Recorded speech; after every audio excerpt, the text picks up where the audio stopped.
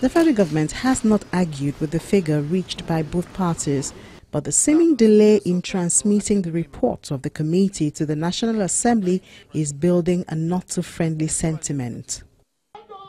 Africa! Africa! The position of NSC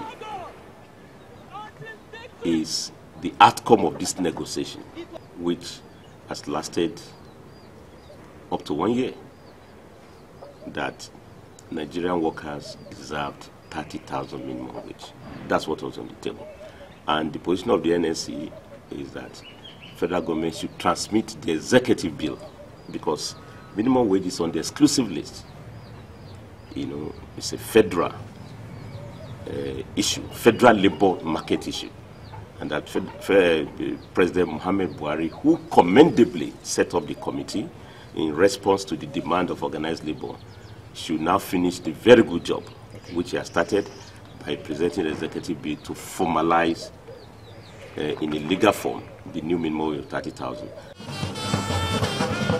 On the 21st day of December,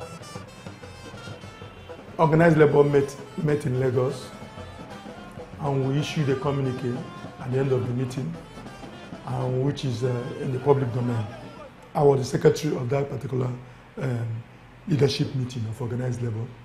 And one of the highlights of that meeting was that we gave the president until the 31st of December, on or before 31st of December last year, to transmit the draft bill of a new minimum wage to the National Assembly for passage into law. And we also told Nigerians that on the 8th of January this year, that we were going to go on a nationwide sensitization campaign if that was not done by the president.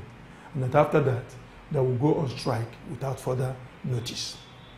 Unfortunately, the president, remember that when the report of the tripartite committee was submitted to the president in November, early November, that the president promised to, within 3 weeks, transmit the bill to the National Assembly. But he didn't fulfill that promise. And so, to assist the president fulfill the promise, that was why we gave him till 31st of December. Unfortunately, he also failed to meet our expectations. It was based on that we decided to go on the National Day of Mourning on the 8th day of January, which was observed across Nigeria.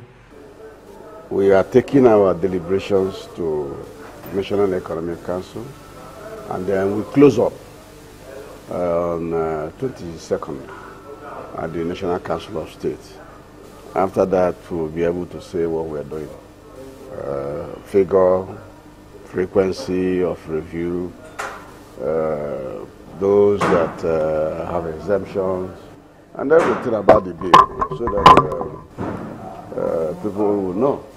Because by then, we're ready to transmit to the National Assembly in consonance with our agreement with Labour that will transmit the new bill on or before 23rd of January. Governors are part of Nigeria, and they are part of the government side, public sector.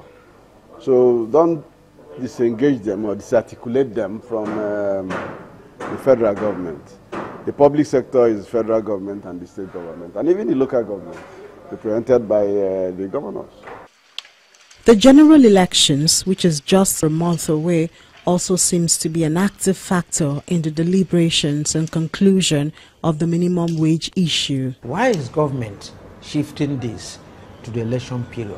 It appears there's a plan by government to use this minimum wage to achieve an aim. Because the minimum wage expired, the agreement expired in 2016. You know, from 2016 to 2017, 2017 to 2018, 2018 to 2019. And at the eve of the election, the government is trying to transmit it. So I think there seems to be something the government wants to achieve with this minimum wage. You know, it's not labor. Because Labour have started this agitation from 2016 when the old agreement expired. We have a general election coming up. So any action of government will typically have political undertones. So people are saying, well, because the election is so close, maybe that is why government is now saying we are willing to pay. At least Mr. President has come out to say he's committed to it and that he will soon be transmitting correspondence to the National Assembly. But I think there are a number of critical questions or considerations. One is ability to pay, because we have instances where even at federal level, not all employees are getting their payments, their salaries as and when due. We have a situation where out of 36 states, easily 2/3 of them, at least 24% of them, are struggling with the old minimum wage at 18,000.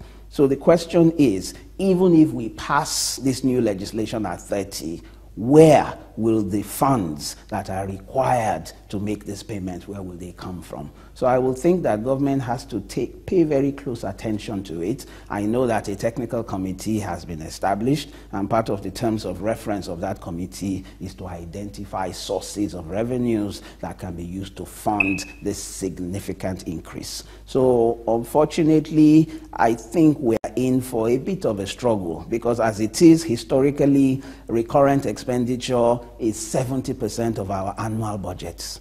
Now, with this additional increase, it is putting further pressure on our dwindling resources.